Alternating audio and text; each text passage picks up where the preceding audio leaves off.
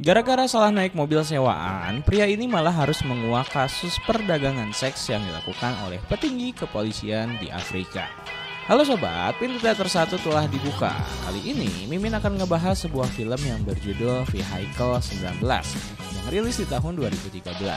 Film ini dibintangi oleh almarhum Paul Walker yang dominan film ini akan berlatar di dalam mobil. Lantas, bagaimana keseruan film ini? Tanpa menunggu banyak lama, mari kita mulai intronya.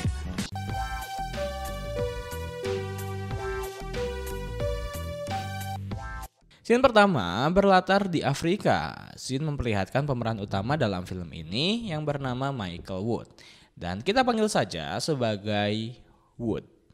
Saat itu, Wood sedang mengendarai mobil berniat akan menjemput istrinya yang bernama Angelica. Ia sedang bekerja di Kedutaan Besar Amerika Serikat. Wood terlihat kecewa karena mendapatkan mobil sewaan yang sedikit bermasalah. Bahkan ketika dalam perjalanan menuju kantor kedubes, Wood hampir tertabrak karena saat itu ia lupa beradaptasi bahwa jalanan di sana tidak sama dengan yang di Amerika yang menggunakan lajur kiri.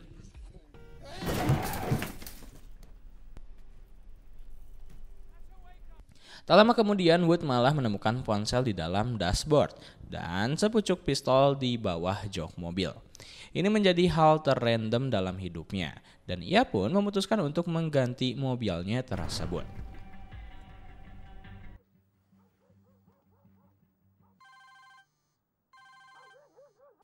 Kemudian tiba-tiba ponsel tersebut malah berdering. Ternyata seorang detektif bernama Smith mencoba menghubunginya dan memberitahu bahwa anak buahnya salah membawa mobil, lalu meminta kepada Wood untuk ketemuan di sebuah jalan untuk bertukar mobil dengan pihak kepolisian. Wood merasa bahwa ia harus membantu polisi tersebut sehingga memutuskan mengikuti permintaan dari detektif Smith.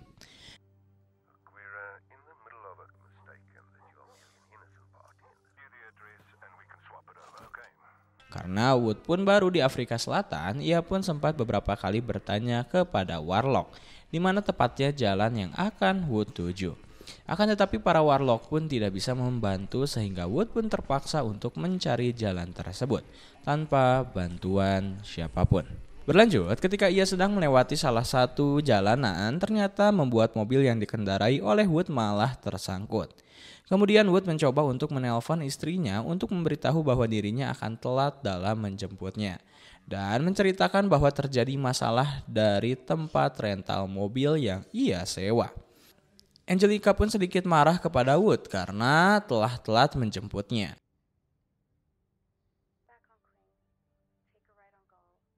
Tak lama kemudian, tiba-tiba di bagasi belakang mobil ada seorang wanita yang telah disekap. Wood pun merasa kaget dan berspekulasi bahwa wanita tersebut adalah seorang penjahat yang akan ditangkap oleh pihak kepolisian. Dengan wajah kebingungan, Wood pun mencoba berbicara dengan wanita tersebut. Kemudian Wood tetap memutuskan untuk bertemu dengan pihak kepolisian untuk menyerahkan mobil dan wanita itu. Akan tetapi wanita itu malah mengira bahwa Wood adalah orang yang menangkapnya dan dari pihak kepolisian. Sehingga wanita tersebut mencoba untuk menodongkan pistolnya dengan maksud agar Wood memutar-balikan mobilnya. Namun Wood malah menancapkan gas mobilnya lalu menginjak rem secara mendadak.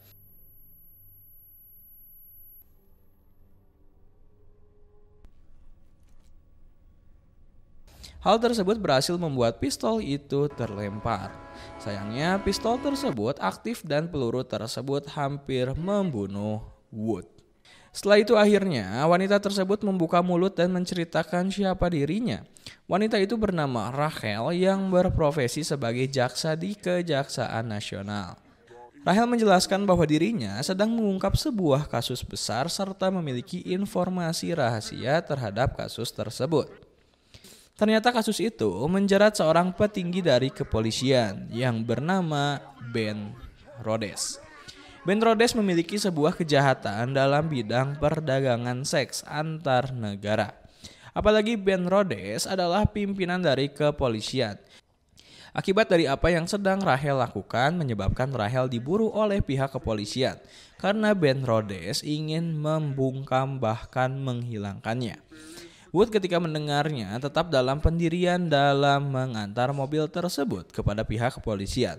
Menandakan sebetulnya Wood masih belum percaya dengan apa yang telah dikatakan oleh Rachel. Terjadi perdebatan di antara mereka berdua. Bahkan di sini Wood mengikat dan menyumpel mulut Rachel agar tidak bisa bergerak. Kemudian berlanjut, akhirnya Wood telah sampai di tempat pertemuan. Tempat tersebut terlihat seperti gudang kosong tanpa penghuni. Ketika Wood mencoba menghubungi detektif Smith, tiba-tiba mobil Wood mendapatkan sebuah tembakan liar yang bersarang di mobil. Wood langsung merasa bahwa ada yang tidak beres, sehingga ia pun langsung memutar balikan mobilnya untuk keluar dari kawasan itu. Bahkan di sini terlihat ada beberapa mobil yang siap mengejar Wood dan Rachel pada saat itu. Dalam pelarian tersebut membuat mereka berdua akhirnya bekerja sama satu sama lain. Skill Wood di sini ternyata tidak dapat diragukan, bahkan Wood berhasil menumbangkan beberapa mobil yang mengejarnya. Kemudian ketika keadaan sudah mulai kondusif, akhirnya dengan kejadian tersebut Wood mulai berpihak kepada Rachel. Lalu Rachel pun menyarankan kepada Wood untuk mampir sebentar di sebuah perkampungan, karena di sana ada teman Rachel yang siap membantunya. Akan tetapi sayangnya teman Rachel menolak untuk menolong Rachel. Karena jika itu masih dilakukan maka pihak kepolisian tidak akan segan-segan dalam menghabisi keluarga temannya Rachel. Ternyata bukan 1-2 orang kerabat, Rachel mendapatkan beberapa tekanan dari pihak kepolisian. Bahkan anak mereka diancam dan lain sebagainya. Dengan wajah yang ketakutan, semua teman Rachel menyebutkan keluhan ancaman dari polisi. Dan akhirnya mereka berhenti untuk menolong Rachel. Kejadian tersebut membuat Wood berpikir bahwa orang yang sedang membantu Rachel maka keluarganya akan dalam bahaya. Sehingga Wood pun berniat untuk menuju ke kantor kedubes untuk memastikan Angel baik-baik saja. Dengan penuh kecemasan, Wood pun bergegas menuju ke sana. Sesampainya di kedubes, kekhawatiran Wood pun benar terjadi. Karena di sana Angie hampir dibawa oleh beberapa pria asing yang menggunakan mobil penculik. Beruntungnya saat itu, Wood segera memberikan kode kepada penjaga kedubes untuk segera menyelamatkan Angie. Hal yang dilakukan oleh Wood adalah menyerempet mobil penculik. Akan tetapi, para penculik tersebut malah menembak ke arah mobil Wood membuat Rachel pada saat itu tertembak di bagian dada. Wood semakin bingung dengan apa yang harus ia lakukan, sehingga Wood pun segera membawa Rachel ke tempat aman yakni di bawah lorong. Di sana terlihat bagaimana Rachel sangat kesakitan dan nyawanya sedang di ujung tanduk. Kemudian Rachel menyuruh Wood untuk segera mengeluarkan alat perekam agar Rachel bisa memberikan kesaksiannya. Kemudian Rachel pun mengungkapkan semuanya dengan kalimat yang dapat menjebloskan petinggi kepolisian. Selain itu di detik-detik nafas terakhirnya, Rachel meminta Wood untuk segera mengirimkan rekaman tersebut kepada rekan kerja Rachel yang berada di pengadilan nasional bersama Hakim James. James adalah seorang hakim jujur yang dapat Rachel percayai. Akhirnya karena tidak kuat menahan timah panas di dalam tubuhnya, Rachel pun menghembuskan nafas terakhirnya.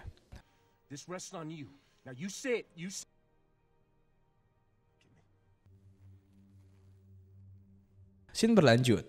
Wood mencoba memindahkan jasad Rachel ke tempat yang lebih aman. Di sini Wood mulai menyadari bahwa dirinya harus membereskan masalah ini karena sudah terlanjur basah. Dengan resiko yang akan dihadapi Wood adalah menghadapi pihak kepolisian di negara tersebut. Kemudian Wood pun mendapatkan telepon dari detektif Smith. Smith mencoba melobi Wood agar dia tidak ikut campur dalam urusan ini dan segera menyerahkan diri kepadanya. Ditambah Wood pun diancam akan menjadi kambing hitam atas kematian Rachel, sehingga publik akan mengetahui bahwa Wood yang telah membunuh Rachel. Itulah skenario yang akan Smith lakukan. Akan tetapi Wood yang sudah membulatkan tekadnya untuk membereskan kasus tersebut sudah barang tentu akan mengambil resiko itu. Dengan langkah yang akan Wood ambil memberikan rekaman tersebut kepada Hakim James. Lalu Wood pun memberikan pesan suara kepada James untuk memberitahu bahwa dirinya memiliki benda yang sangat dibutuhkan oleh Hakim James. Kemudian ketika Wood sedang mencari jalan untuk sampai ke pengadilan, ia pun melihat pemandangan bahwa foto wajahnya telah tersebar luas dengan fitnah bahwa dirinya telah membunuh Rachel. Tidak hanya itu, pihak polisi sudah membentuk barikade dan patroli darurat untuk menangkap Wood. Tak lama kemudian, polisi akhirnya mengenali mobil yang sedang dikendarai oleh Wood, sehingga kejar-kejaran pun tidak terelakkan. Beruntungnya Wood memiliki skill mengemudi di atas rata-rata, membuat dirinya pun berhasil lepas dari kejaran polisi. Kemudian ia berhasil bersembunyi di sebuah tempat cuci mobil otomatis. Mengetahui keadaannya semakin tak terkendali, Wood mencoba mengabari Angelica. Dengan penuh kecemasan, Wood menyampaikan maaf karena telah terjebak pada kondisi seperti ini.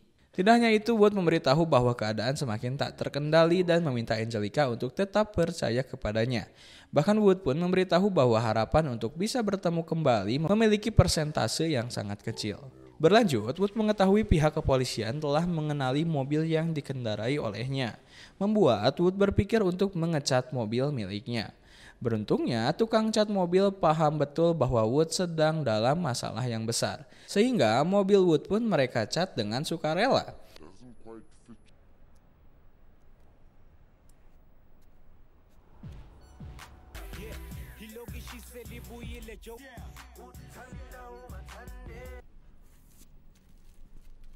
Setelah mobil milik Wood menjadi berwarna merah, ia pun langsung memberanikan kembali untuk turun ke jalanan. Tak lama kemudian, Hakim James kembali menelpon Wood untuk tidak merapat ke sekitar pengadilan nasional karena sudah banyak pihak kepolisian yang siap menyergap. Hakim James menyarankan untuk bertemu di sebuah tempat. Tidak hanya itu, ponsel milik Wood malah habis baterai.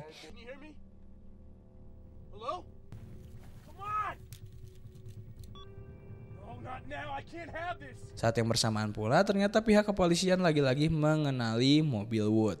Sehingga ketika menuju ke tempat pertemuan, Wood harus kejar-kejaran dengan pihak kepolisian. Kejar-kejaran pun berlangsung epik karena Wood harus berusaha menghentikan pergerakan polisi yang sedang menggempurnya.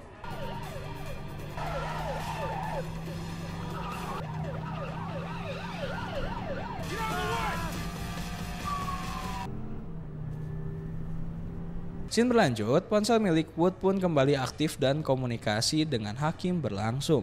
Akan tetapi untuk menghentikan pergerakan dari pihak kepolisian, Wood nekat memasukkan mobilnya ke dalam supermarket. Hal ini dilakukan untuk mengelabui pihak kepolisian. Usaha ini cukup berhasil namun tidak berlangsung lama. Pihak kepolisian hadir dengan kekuatan penuh. Wajah putus asa pun langsung terukir di wajah Wood. Wood merasa dirinya sudah tidak ada harapan lagi, sehingga ia berpikir liar untuk menerobos masuk ke dalam barikade polisi dan menuju ke pengadilan nasional. Itu bisa jadi misi bunuh diri yang Wood lakukan. Dan ternyata benar di sana pihak kepolisian sudah mengepungnya beserta helikopter yang ia miliki. Akan tetapi Wood tidak hilang ide. Wood mengambil langkah untuk menerobos masuk dan menyandra salah satu wartawan di sana. Alih-alih untuk dapat bertemu dengan Hakim James, polisi setempat mencoba untuk menghentikan pergerakan Wood. Apalagi di sana detektif Smith pun telah hadir di sana untuk menghentikan Wood. Terjadi perdebatan antara Smith dengan polisi setempat yang selalu menjunjung tinggi SOP. Pergerakan Smith memperlihatkan bahwa ada yang disembunyikan. Berlanjut, Smith malah melakukan gerakan tambahan dengan membuat skenario bahwa Wood membawa bom di tubuhnya. Alhasil Smith akhirnya menembak ke arah wartawan, di mana peluru tersebut pun berhasil bersarang di tubuhnya Wood. Kemudian disinilah keberuntungan Wood terjadi karena wartawan tersebut sedang membawa sebuah mic yang sedang siaran langsung. Wood langsung menyalakan rekamannya sehingga percakapan yang direkam oleh Rachel terdengar oleh masyarakat Afrika Selatan. Membuat usaha yang dilakukan oleh Rachel dan Wood menjadi senjata untuk menangkap Ben Rhodes serta polisi kotor lainnya. Singkat cerita, akhirnya Wood pun telah dimasukkan ke rumah sakit untuk melakukan perawatan dari lukanya. Tidak hanya itu, Wood dan Rachel dikenal menjadi pahlawan dalam menguak kasus yang dilakukan oleh petinggi kepolisian di negara Afrika. Selain itu, Wood mendapatkan sebuah penghargaan dari Presiden Afrika Selatan atas apa yang ia sudah lakukan. Begitupun pihak Ben Rhodes dan jajarannya. Akhirnya dimasukkan ke dalam penjara. Dan film pun tamat.